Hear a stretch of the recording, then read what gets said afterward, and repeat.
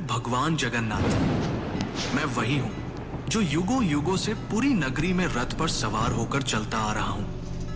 पर आज मैं तुम्हें अपने रहस्य का वो सत्य बताने आया हूं जिसे केवल भाग्यशाली ही जान पाते हैं। लोग मुझे जगन्नाथ कहते हैं, पर क्या तुम जानते हो मैं कौन हूं?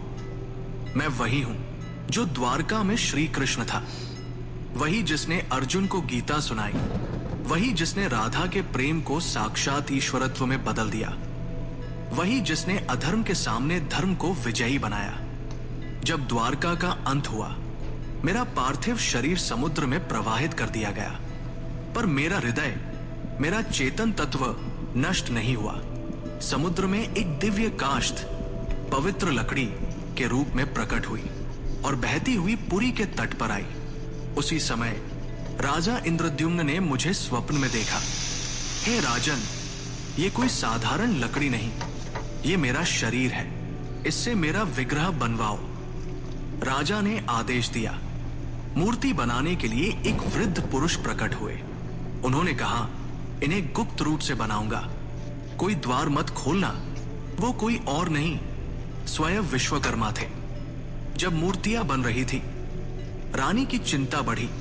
द्वार खुलवाया गया। मूर्तियां अधूरी थी।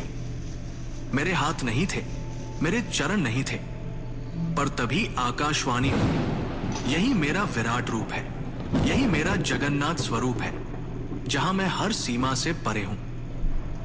जो मूर्ति नहीं, चेतना है, जो धर्म का रक्षक है। राजा ने मेरे उस दिव्य हृदय को मूर्ति में प्रतिष्ठित किया। वो हृदय जो श्री कृष्ण रूपी मेरी चेतना का केंद्र था, वो आज भी मेरी मूर्ति में वास करता है। हर 12 से 19 वर्षों में जब मेरी मूर्तियां बदली जाती हैं, उस हृदय को गुप्त रूप से नव विग्रह में स्थापित किया जाता है। कोई उसे देख नहीं सकता, कोई उसका वर्णन नहीं कर सकता, क्योंकि वो हृदय भौतिक नहीं, दिव्य है। मैं वही हूं जो कृष्ण है, विष्णु है और फिर भी सबसे परे है। मेरी आंखें गोल हैं क्योंकि मैं हर दिशा में देखता हूं। जब मैं अपने भाई बलभद्र और बहन सुभद्रा के साथ रथ पर सवार होता हूं, तो वो यात्रा कोई उत्सव नहीं, वो क्षण है जब मैं मंदिर से निकलकर भक्तों के हृदय तक पहुंचता हूं।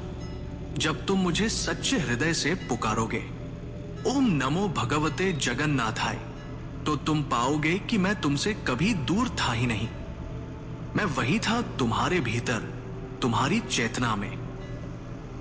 मैं हूं भगवान जगन्नाथ।